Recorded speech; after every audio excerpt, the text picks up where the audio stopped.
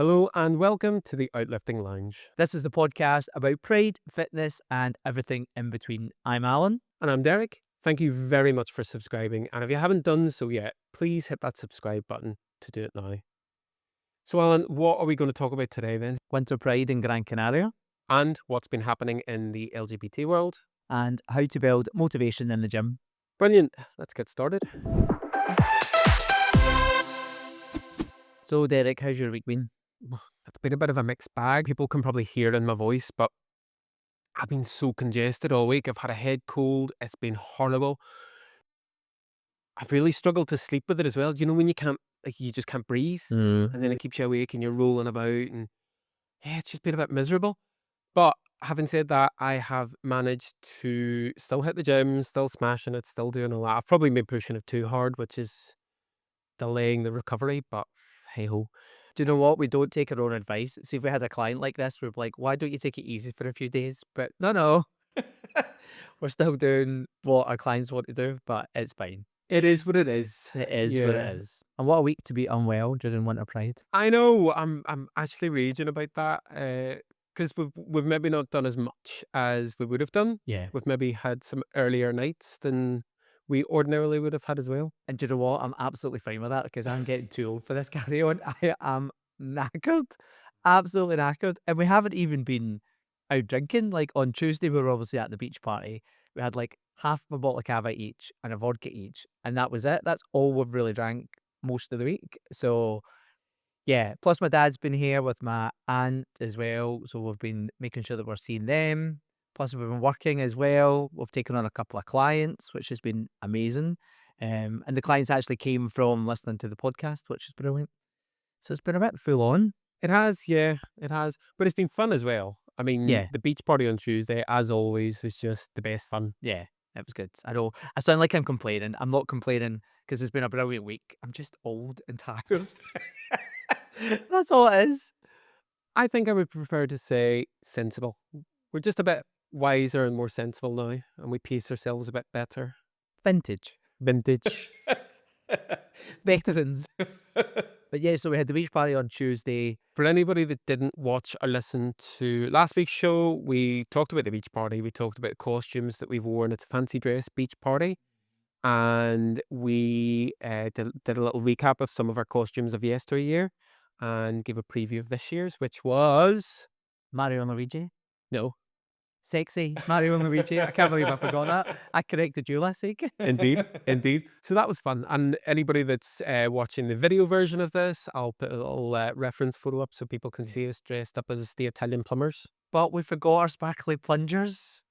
I know, that's my fault. I forgot the So sparkly we were plungers. rushing about because Haggis, our dog, wasn't well that morning as well. So we had to go back and see my dad to make sure he was okay. So it was a little bit frantic, but our costume still looked good. We saw other Mario and Luigi's on the beach, but maybe I'm a wee bit biased, but I think ours were better. I think we might have picked the post on the Yeah. Mario and Luigi's. I preferred ours. Aye. Although we had some dodgy tan lines from because we had the braces Yes. holding up the shorts. And yeah, I've still got the tan lines from the braces. I've still got tan lines from quite a few years ago as well. Yes, you do, in your nether regions. From the denim jockstrap from the year that we dressed up as Woody from Toy Story. Yes, it was quite cloudy that day and I forgot to put sun cream on my buttocks and I basically had a jockstrap tan line for about 2 years and ever so slightly you can still see it. Just never goes away like glitter. Can confirm, you can still see the tan lines. There's no photo for reference for that, unfortunately. Yeah, it's a real shame that we forgot our plungers, but the costume was good apart from that. Although, thankfully, we weren't called upon to fix any toilets that day. So No, I know, Whew. thank goodness. that was a relief. And after us talking about Bonnie and Clyde last week, we actually met her on the beach with some of the pals that you know from Belfast. Yeah, that was a bit random, wasn't it? So we sat down to chat to a few guys that I know from years ago in Belfast. And it just so happened that Bonnie and Clyde was with them. And so we got chatting to her for a little bit. We dropped into conversation. Well, you dropped into conversation that we mentioned her in the podcast and we were loving her work on Drag Race so far. And yeah, she's always a lovely person, always a delight to talk to. Yeah. Very down to earth. She's lovely. Yeah, really, really nice. And she asked us what the podcast was called. And we told her it was called the Outlifting Lounge. And she said, "Oh, I like a lounge. I like a chaise lounge." Do you know what? She's still talking about seats and furniture. She is committed to the bit. I love it. Yeah, aye, it was good. So quick. I know, I know. It was good talking to her actually. Yeah, that was fun. That was very random. Um, so yeah, no, it was a good day all in all. We got chatting to a lot of people on the beach that day, made some new friends who we will probably see next year and the year after that, and it just snowballs. Yeah, it's brilliant walking around seeing everyone's costumes. And the German guys, the big group that we were Yes. talking about last week, they were dressed as Care Bears this year, which was good. They're always very committed to the bit as well. They are. It was a good day. Can't believe it's done for another year. Yes. We need to start planning next year's costumes. Although we had planned to go out that evening, and after the beach, we were a bit tired. Once again, in our mid-40s, we waiting for food, and then we came home, and we were like, "Will we?" And we're like, "Nah, let's just stay in." The food was nice though. We went to a little Thai restaurant, got some food, and Not dressed as Mario and Luigi, by the way, we got changed. we probably could have got away with Mario and Luigi. It wasn't that busy. We were in aye. quite early. Aye, but it was, I think it was very wise to stay in because we were knackered on Wednesday. Yes, yes. And I think that's probably made my head cold worse, just being out and about. You know, when you're on the beach all day and it's nice and hot, and then later on you start feeling a bit chilly. Yeah, that was me. That's an age thing. Thanks. So then we had the big storm. The big storm arrived Wednesday into Thursday, and that was Storm Claudia. I was about to say Claudia. Claudia. Well, it's Claudia here, but it's hitting the UK, so it's Claudia there. Yeah, I pronounced it in Spanish there. It did get cloudier as well, so that works too. So yeah, that has then hit the UK. That hit the UK on Friday, so they got the tail end of it. But I think we got it much worse because it hit the Canary Islands first, and it was torrential. Yeah. If anyone has been following their friends, or I know anybody else that's here for Winter Pride, they've probably seen the videos of like people out dancing in the rain and swimming on the floor in the Yumbo or on the ground in the Yumbo because it was flooded. It's just mental. But yeah, so it cleared up. The storm left as soon as it arrived, and it was perfect weather for Friday. Yes, back to normal service. Scotchio. Yes, just in time for The Vengaboys are coming and everybody's jumping. Vengaboys. Amazing as always. They are always a crowd pleaser. And we met up with quite a few people as well. So Neil Yes. arrived on Friday. I picked him up from the airport. Again, a long-standing friend of mine that I've known for years. Actually, from when I lived here the first time, over 20 years ago. So it was really good catching up with him. And Nick was there. And little G was there with her new girlfriend, which was nice. And she used to live here when I lived here 20 years ago. So it was a bit of a kind of old Gran Canaria reunion. So it was really good fun. It was a good day, and I think as well because some of the Winter Pride events had been cancelled because of the storm. So everybody getting back out again on the Friday for the Vengaboys at this massive pool party. And it's not like a regular pool party. They're normally at the hotels, but this one is at it's the beach club. So it's Yeah. just like big, massive pool, and it's all it does. There's no hotel. It's actually an old water park. So when I lived here before, it used to be a water park. But they've still got that big main pool in it now. And the Vengaboys, as always, They're brilliant. jumping. Yes. Very, very good. So again, we'll scatter the video version of this with videos and footage and photos and stuff as well, just to highlight, to prove that we were there and we didn't go to bed. I know we have good form for that. That time we went to Sitges and we're like, we're just going for a nap, and then we'd wake up like the next day. Yeah. And then the big day was Saturday for the parade, which we always love. It's just so much love and fun and laughter and togetherness. And again, that's the day where you just get to speak to totally random people. And then what happens is we normally follow each other on Instagram, and then you see them again the next time that they're out. And because people actually, somebody spoke to us on the beach on Tuesday and we're like, oh my God, you're the balloon guys, because we did the balloon thing years ago.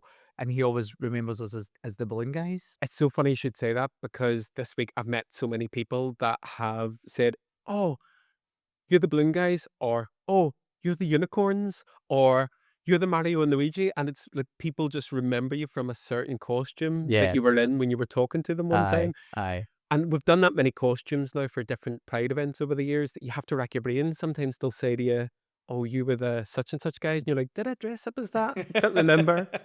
Yeah. It's really good meeting though, old faces and new faces, and then I think like, obviously, we've got the Pride Walk, which is brilliant, all the way up Avenida de Tirajana, and then it hits the Yumbo, and then the Yumbo is just packed, and it's an amazing atmosphere. Do you know, for me, very much that Pride Parade Saturday, more so than anything, is about togetherness. It's about a united community coming together from all over. People come from so many different countries.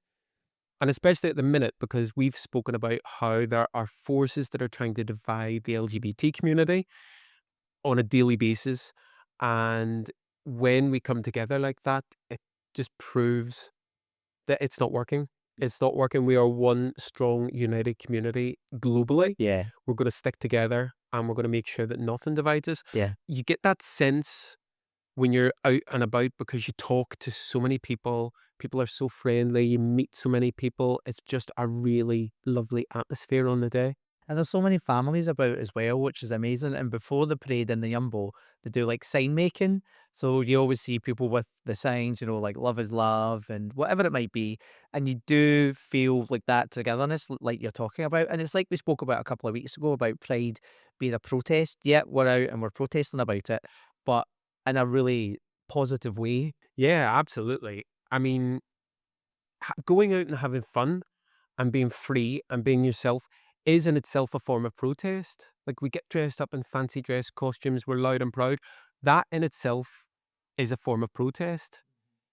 But also, we have people marching with signs, carrying really important messages. In many years past as well, the parade has been led by like the trans kids and things like that. They've got an association on the island. And it's brilliant because it draws focus and awareness to specific issues that are affecting our community. And it's just, they've got the perfect match. It's a brilliant, Yeah. brilliant, brilliant day. And also, it's televised on Spanish TV as well, which is just like absolutely amazing. They've always got the main channels here because the media here is totally different to the media in the UK in terms of LGBTQ, trans. It's so refreshing to see that, and they really celebrate it when they're showing it on the TV here as well. Absolutely. I noticed that because there's a program called, I think I might be butchering this, but I think it's called Tu Cara Me Suena. So your face is familiar kind of thing. It's a bit like Stars in Their Eyes, if anybody is in the UK and remembers that. But it's celebrities come in and it's the same celebrities every week. And they dress up like famous singers and they then perform as them. Supreme Deluxe was a contestant, the host of Drag Race España. And one week she had a guest in that sang a duet with her. And it was Paca La Piranha, who is a very prominent trans woman. And they gave this speech, which was phenomenal about how important it is to support trans rights in this moment. And that is one of the biggest shows in Spain. It goes out on prime time. And I just think you wouldn't get that in the UK at the minute. I don't think Absolutely they would not. allow it. No. And yeah, so Spain is very different. Spain is different. That used to be their slogan for a while, actually, for the tourist sport. Spain We is are different. trying to get you up for the tourist board, are we? But yeah, you notice when you come here that the media landscape, particularly around LGBT issues and immigration, totally different from what it would be in other Western countries such as the UK or perhaps the US. Yeah, definitely. So a huge win at the parade on Saturday, just feeling all that love and togetherness. And also in the gay world, another huge win with the US Supreme Court. Yes. Do you know what? There's not much good news comes from the United States these days. But yeah, that was a definite win. Aye. And that was Kim Davis, Mm-hmm. who has for years and years and years been trying to thwart same-sex marriage. And she is now apparently, reportedly, lumped with a massive legal bill because of this. Karma's a Karma is a bit. She deserves it. She does. Reportedly, it's $360,000 that she now has to pay for this. Good luck with that. And I loved Adele's clapback during the week to her as well. It's like, you need to get a new hobby now, Kim.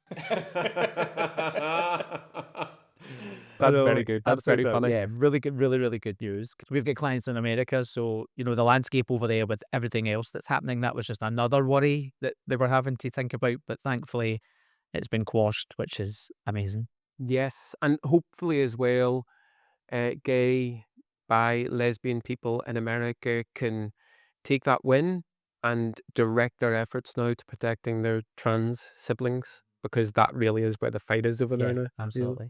So what other positive things are happening in the gay world? Yeah, not to sound too vacuous, but so we've moved on from like Pride and Supreme Court victories, and I want to just mention, did you see the Jonathan Bailey Jonathan? Sexiest man alive. Yes, I did see that. Yes. I do sound really vacuous, don't You I? do. Very well deserved though from Jonathan Bailey, Yeah. because he is very sexy. Oh, he's all right. When you kick him out of bed for eating crisps. No, definitely not. He is definitely the man of the moment, because we've got Wicked for Good is coming out next week. Actually, we're going to We're see going to it. see it next week. Yes. We're making a day of it as well, which will be fun. Up in Las Palmas. That'll be fun.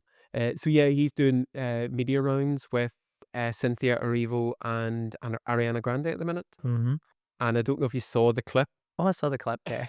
I think every gay man alive saw the clip. Oh, it's so funny. He's so quick-witted. Aye. So not only is he a very handsome gent, but he's so funny and quick-witted as well. Aye, all right. Why don't you just marry him? I'd love to, but there's a couple of things hold me You're back. already married. Number one, I'm already married and I can't commit bigamy. And number two, I don't think he's looking in my direction. So You never know. You might be at the beach party next year. it could be one of our early subscribers to the podcast. Who knows? But what we'll do, why don't we roll the tape and we can show the clip. RuPaul's Drag Race or Great British Bake Off? Well, I love soggy bottoms, so it's got to be RuPaul's Drag Race. That is so funny. It was really good. Really good. But did you see all the gays are going nuts going, is he a top? Oh my God, he's just confirmed he's a top. No, he's just making a joke. They need to get him back on Drag Race as a guest judge. 100% needs to happen next season. Or Celebrity Bake Off. He can show off his soggy bottom. Yeah, I think I'd be tuning in for that. Let's start a petition. Yeah, given that we were talking about Wicked for Good, did you see the other breaking gay news from the film world this week? No. The teaser for Devil Wears Prada 2 dropped. Yeah. So this might be a bit controversial and I might need to hand back my gay card, but yeah, whatever. I know. Yeah, the first film was good and all the rest of it, and you quote it all the time, but I'm just like, oh great, yeah, I'll go and watch it, but I'm not really that excited about it. So it's been really nice. The web. Oh my God, my ring won't come off. You can't take it off. Take that off though. I was going to take the ring off and go and run off with Jonathan Bailey, but it's not going to happen now. The ring won't come off. Well. That's third reason why it's not going to happen with Jonathan Bailey. Damn. So I'm really looking forward to that. I think I've watched Devil Wears Prada over 20 times. I love it. It's such a quotable film. Yeah, I think I have seen it twice. The reason I've watched it so many times is because it used to be on ITV2, and I don't know if it's still the same, but ITV2 in the UK used to get the rights to broadcast a film, and then they would just broadcast it all the time for like 3 months, and then they would switch to a different film. So that was your Sunday afternoon hangover film? Bingo. That's exactly what it was. It used to be when I was a lot younger and I was maybe going out more often and drinking more often. That was perfect. Sunday on the couch. Before Grindr was a thing, you just spend your Sunday afternoons on that. Yeah. Bowl of popcorn, Devil Wears Prada, and recuperate. Yeah. Okay, fair enough. I'm very excited. You're getting dragged to the cinema though. I know it's fine. Like I'll go and watch it. I'm just not like, oh my God, it's coming. I don't know where that came from. Alan talking about coming. Groundbreaking. Okay, moving on. I think this is probably a good time to then talk about some fitness stuff. So we've now reached the fitness section of the podcast, which I think is obviously important considering we are fitness coaches. And I think you've seen something on Reddit that you want to talk about. Yes. So I think this is something that will resonate with people. It certainly resonated with me. And so this is from r/beginner fitness. And the title is, How Do You Build the Discipline to Start and Stick with It? So the Redditor has said, like many beginners to getting fit, I am finding it very difficult to even start exercising. Every night I get loads of motivation to start tomorrow. Then morning comes and I can't even get the effort to make lunch for the day. I know the easy answer is to just do it, but when work has sucked all the effort you have, it's dark by 6 p.m. and your brain is shutting down, where does the discipline come from? So there are quite a few people being helpful in here, giving advice and things like that. Some helpful, some not so helpful.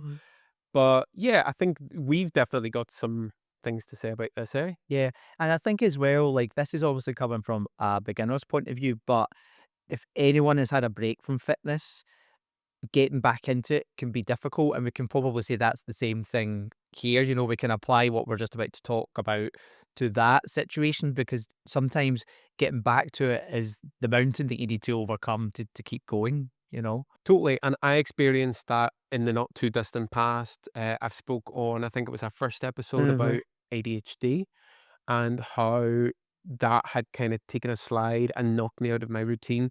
So I find it difficult to build up that routine again, especially with the gym. Yeah. For a number of reasons, because I felt like my fitness had taken a step back. I'd lost some muscle mass, and it was just generally difficult going back and feeling like I was starting not from scratch, but from a lesser position than I had been in. Yeah. People expect the motivation to come first and then they'll do the thing that they need to do. But actually, the action then creates the motivation. And we speak to our clients about that as well. And it isn't just a case of just do it. Yeah, you need to do the action to get the motivation, but there's ways and means of doing that. And there's things that you can build into your daily routine, weekly routine that's going to help you do that. So, one thing that I always say to clients is think about the one thing that's going to have the biggest impact on your week, biggest positive impact on your week. So if for you, if that's going to be prepping a few days' food, brilliant. If it's committing to a certain number of workouts, that's the thing that you need to do. If it's something as simple as just getting your gym bag ready the night before because it means you're not rushing about in the morning, if that's going to have the biggest positive impact, go for that. I think people get overwhelmed with having to think about everything, but if you choose one thing that's going to have that biggest impact, then just focus on that for, say, a week or two. Yeah, just to build on what you've said, it is about removing barriers. I think that's what it is, and that's what works for me. So I'm going to use this morning as an example. When we got up, we were going to the gym really early this morning. So we needed to be ready to just get up and get out as quickly as possible. So you had prepared overnight oats. They were in the fridge and they were ready to eat. All we needed to do was take the Tupperware out of the fridge, grab a spoon, and we were ready to go. And that makes a huge difference. It makes a massive difference Yeah. because there are so few steps that you need to take. You can just plant yourself down, eat your breakfast, and then you're ready. And that's it. Having your gym clothes out, your gym shoes out, all of these things reduce the barriers. And the quicker sometimes you can get out the door, the less chance there is of you saying, "Oh, I'll leave it to tomorrow," and then tomorrow never comes. So it is about just reducing those barriers and making it as simple as possible. And overnight oats is such a good breakfast to have because actually, when you're preparing it, it can take 5 minutes to do it. Chuck in some oats, some milk. So, this is what we put in. So, some milk, some oats, some protein powder.